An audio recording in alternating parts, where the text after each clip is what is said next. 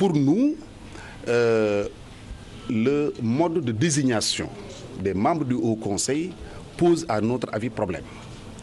Nous serions pour un Haut Conseil où les 2/3 ou les 3/4 des membres seraient élus par les grands électeurs. Quand je dis les grands électeurs, c'est les conseils municipaux et les conseils départementaux.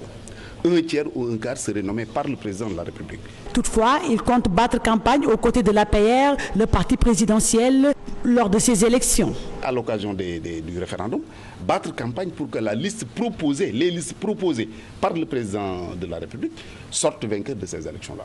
Donc, voilà. Le président de la Convergence libérale et patriotique prône une assemblée nationale de rupture ou une suppression des salaires des députés comme celle de la liste nationale et élection au scrutin uninominal à 2 tours est fortement souhaitée.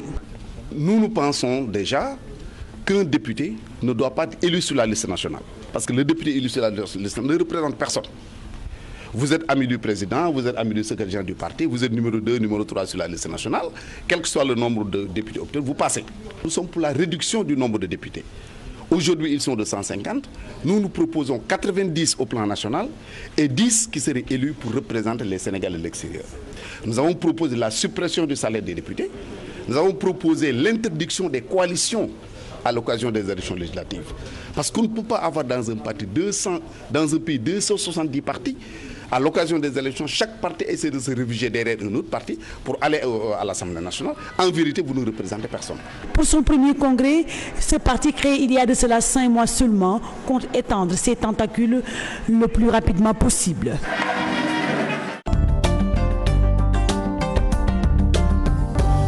Cambriolage dans la cité religieuse de Thiénaba, des assaillants